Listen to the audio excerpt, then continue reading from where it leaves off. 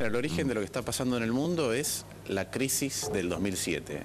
La crisis del 2007 tuvo distintas etapas. Tuvo una primera etapa de pánico financiero. Ahí en el medio de ese pánico hubo una suerte de acción coordinada y global para parar las cosas. Pero a medida que la crisis financiera se fue profundizando, después pasó el sector real. El sector real porque las tasas de interés subieron, las empresas que tenían que renovar deuda ya no tenían disponibilidades de líneas crediticias, etcétera, y lo que vimos es caídas del PBI, aumento del desempleo. La tercera etapa, los estados rescatan a los bancos, a las empresas y a la gente. A la gente como con subsidios y con obra pública o cualquier otro tipo de actividad que trate de generar empleo. Cuando la economía se te cae, recaudas menos y gastas más, tenés déficit. Y déficit durante determinado tiempo, ya tenías una situación de deuda previa, lo que hace es una explosión de deuda en los países desarrollados. Y hay un momento en que los mercados, independientemente de si son desarrollados o no, dicen, ¿me va a poder pagar? ¿No me va a poder pagar? Empiezan a tener dudas, sobre todo con algunos países que tienen una dinámica de crecimiento muy pobre, y se detona esto que vemos acá. O sea, podemos decir entonces, Martín, que estamos en una etapa que podemos llamar, es una crisis de deuda. Ahora es una crisis de deuda soberana. Correcto. ¿Sí? Y también de deuda privada, es decir, cada americano promedio, si le cargas la deuda pública a un estadounidense, cada americano promedio debe $45.000. La deuda privada de las familias es de otros $45.000. O sea que tenés 90.000 por persona. Una familia tipo está debiendo... Una fortuna, claro. Está debiendo pregunta teórica. $360.000. Claro, visto en perspectiva y plano teórico nomás. En su momento, en 2008, haber salvado a Lehman, ¿no hubiera sido más barato? Es probable. ¿No fue aquello una enorme equivocación? Mira, en ese momento esa decisión generó un pánico enorme porque lo que no sabía ningún banco es si el banco que es la contraparte, el que está del otro lado de la línea telefónica, finalmente no tenía problemas similares a Lehman y cualquier operación que tenía iba a caer. Ahora, déjame que te digo, vos decís, ¿de dónde viene esta crisis? Crisis hay desde 1500 registradas, burbujas que explotan. Esta tiene algunas características adicionales, que es hubo un periodo de prosperidad durante mucho tiempo, que es característico de todas las crisis, todo el mundo subestima los riesgos. La gente se endeuda mucho para aprovechar pequeñas oportunidades de tasa de interés muy bajas. Entonces me endeudo muy bajo acá, pero invierto en algo que es inseguro. Cuando explotan lo puedo pagar. Y encima compro una propiedad cuyo precio baja, después me quedo con el crédito y la propiedad no vale nada. Correcto. Y después lo que ocurre es que vivimos en un mundo muy interconectado con productos financieros cada vez de más difícil supervisión. Entonces algo que empieza en un lugar termina en otro muy distinto. Pero lo que empezó en el 2007 fue... si querés, las primeras manifestaciones a nivel de la piel, de la epidermis, de que había un problema profundo. El problema viene de acumulación de 20 años o de 15 años de excesos, de países, de familias que viven muy por encima de sus posibilidades de largo plazo. Y lo que estás viendo ahora es eso crujir más en el endeudamiento, ¿sí? Esta sensación de que esas economías y esas familias no van a generar a futuro lo que necesitan para repagar. Ejemplos chiquitos. Italia hace 10 años que no crece. Pero vos te pones a... 10 años que no crece. Sí, crece en los últimos 10 años menos del 1% por año. ¿Sí? Pero vos te pones a fijar, por ejemplo, lo que está ocurriendo en Londres ahora. Decís, es excesivo para un episodio de represión policial aunque haya acabado con la muerte. Pero decís, bueno, ¿qué está pasando en los países europeos? Vos mirás Grecia, mirás España, mirás Italia, mirás el Reino Unido y el desempleo entre los jóvenes es el doble que el desempleo general. En España el desempleo entre los jóvenes es 42%. ¿Sí? En Inglaterra, o mejor dicho en el Reino Unido, el desempleo general es 10, entre los jóvenes es 20, pero entre los musulmanes jóvenes sin calificaciones es 40%. Y lo que ve toda esa gente, que para mí es la cuarta etapa de la crisis, hay toda una generación a la cual le hicieron una promesa implícita de que iban a disfrutar cierto estado de bienestar y cierto estándar de vida.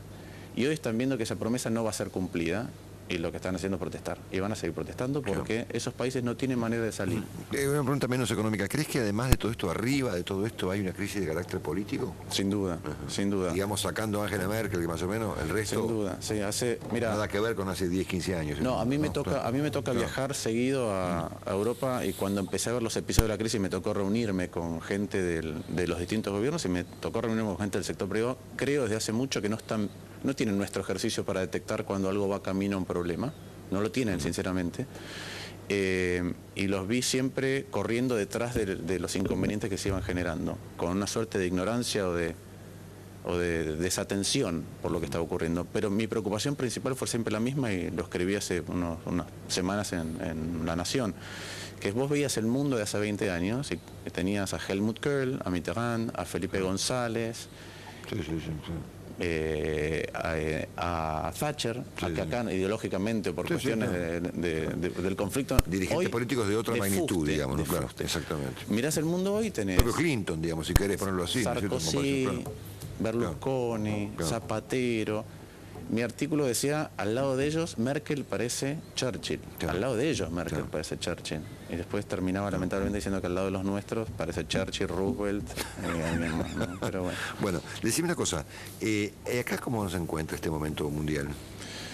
Mira, lo primero que me parece... Yo hice una comparación que escuchaste al principio en el programa, que dije, a ver, ¿cómo estamos? No te digo contra el mundo, sino contra Néstor. Es decir, la economía argentina de hoy comparada con la del 2006, por ejemplo, o 2005, digamos. Te voy a intentar mejor está peor.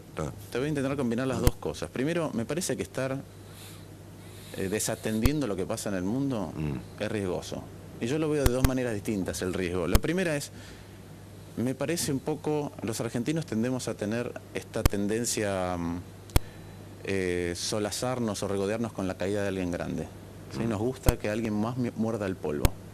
La verdad que cuando uno compara donde está Europa, mientras nos comparamos con Argentina, ellos estuvieron haciendo en los últimos 40 o 50 años un cambio social, estructural enorme, y nosotros en los últimos 35 años nuestro PBI por habitante creció en menos del 1% también.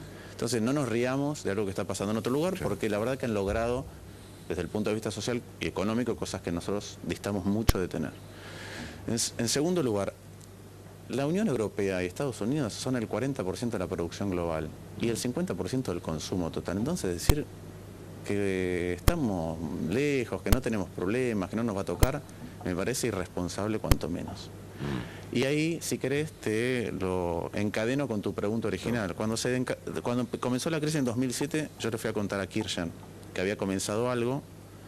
Esto fue en noviembre, diciembre de 2007, de lo cual nadie le podía decir realmente cómo estaba parado el mundo, que teníamos que ser sumamente cuidadosos con los recursos fiscales y un montón de cosas que requerían corrección. Cuando le empecé a explicar con una presentación a Kirchner lo que estaba pasando, Kirchner me dijo que eso que le estaba diciendo era filosofía, que cuando Bush pusiera la plata se iba a acabar. Eso fue en 2007, estamos en 2011, hace 4 años que el mundo va encadenando problemas cada vez de índole diversa, todos interrelacionados y no sabemos cuál es la gravedad de la situación final. Entonces me preguntas, bueno, en 2007 para mí la agenda es la misma que hoy. Tenés que resolver todavía la credibilidad del INDEC, tenés que bajar la inflación, para eso tenés que reducir los subsidios, ¿sí? Y tenés que atender un frente financiero, un frente internacional complejo. Vos decís, ¿cómo estás hoy? Mira, en subsidios el doble en términos del PBI, el cuádruple si lo ves en cantidad de guita que te estás gastando 15.000 millones de dólares por año en esto. Subsidios que no tienen demasiado sentido. Mirás el frente fiscal y se deterioró fuertemente. Lo maquillás porque usás recursos del Banco Central, lo maquillás porque usás recursos de ANSES, pero la verdad que el frente fiscal se deterioró. La inflación, en lugar de tener 2 años de 2 dígitos, ya tenés 6 años de 2 dígitos. Entonces la agenda es parecida. Vamos a decir, ¿cómo estamos? De vez en cuando viene un gurú a la Argentina, un premio Nobel, alguien muy conocido, llega acá y siempre le preguntan por la situación argentina, ¿qué hace alguien que viene de afuera? Mide los indicadores, no sabe mucho más. Si vos mirás todos los indicadores de Argentina, los comparás con el mundo, los comparás con lo que es la norma, son buenos. ¿Sí? Tenés un desempleo relativamente bajo, tenés un crecimiento alto, consumo razonable, tenés superávit de cuenta corriente, que es que no estás viviendo del mundo, tenés superávit fiscal con un montón de aditamentos que te hacen que tengas inflación, pero tenés superávit fiscal y decís, deuda baja. Entonces, si yo miro ese combo y miro el mundo, digo, estamos bien. ¿Cuál es el problema? Que eso se está deteriorando todo muy rápido. Y que además, realmente yo creo que el mundo va a vivir una emergencia grande, y a mí me gustaría que cuando el quilombo, por decirlo de alguna manera rápida, es grande. Y no, cuando tocamos las FJPs en un momento en que realmente nos hacía falta, lo único que queríamos era seguir empujando la economía cuando no le hacía falta eso. Y creo que tenemos el problema de la expresión enfriar la economía, cuando estaba pensando el otro día que la mejor manera de referirse a eso, porque si no genera mala reacción o mala predisposición, es refrigerar la economía. Porque si no la refrigeras, explota. No lo hicimos, es la gran pelea que me tocó dar a mí, más allá de lo que es más conocido, que es el episodio con el campo, pero la pelea interna del gobierno era esta, y no se pudo, y creo que la agenda de hoy es la misma, más deteriorada, con un mundo igual o peor de complejo. A mí se me ocurrió esta comparación de la economía de la Argentina actual versus la del propio Kirchner, digamos, ¿no? Y ciertamente uno ve aspectos en donde hay cosas que están fenómenos y cosas que no, ¿no es cierto? Claramente no. Mira, estás perdiendo competitividad, ¿sí? Por la inflación. Cada vez es más difícil para alguien que exporta o que compite con una importación competir y por ende agregar trabajo. Eso hace que Moreno se ponga nervioso y te trabe importaciones en lugar de ocuparse de la inflación. Cuando vos hace 4 o 5 años hablabas con los empresarios en una charla, no hacía falta que te preguntaran demasiado. Si vos le preguntabas, todos, independientemente del rubro en el que estaban, veían más o menos lo mismo. Le subían las ventas, agregaban una línea de producción, sumaban empleados, se les achicaba el margen de rentabilidad, pero dentro de rangos razonables, que es lo lógico cuando tenés un proceso de crecimiento y sobre todo cuando venís de un valle. Cuando empezás a hablar ahora ya depende del sector. Si está exportando, tiene un problema. Si exporta a Estados Unidos, el problema es muy grande. Si exporta a Brasil, es menor. Si no exporta, depende si tiene mucha incidencia de la mano de obra. Entonces ya ese crecimiento ya deja de ser sano. Argentina hace 3 años que no genera empleo industrial. El sector industrial ya no genera empleo desde hace 3 años. Entonces vos empezás a ver esas cosas. Si subió el empleo, sí, pero subió 2% el empleo registrado, privado, y 10% el empleo público. Entonces, insisto, viene un gurú, le bajan la hoja y dice, está perfecto. Ves la dinámica y tenés algunas preocupaciones. Tengo una última que es un poco más sociológica que, digamos, que económica. Yo advierto que la gente no tiene muchas ganas de discutir el problema económico en Argentina. ¿Que la gente? No tiene muchas ganas. O la gente o alguien le plantea, mire, estamos bien con la economía realmente. No con ánimo de chicanear ni de pelearme con un ministro o de nada. Digo, el examen del asunto, es decir, plantear si estamos realmente bien, ¿no es cierto? Y que el ministro no conteste que somos todos unos histéricos, sino que me cuenten cómo son las cosas. Yo creo que la Argentina política en general y la gente muchas ganas de discutir el tema no tiene.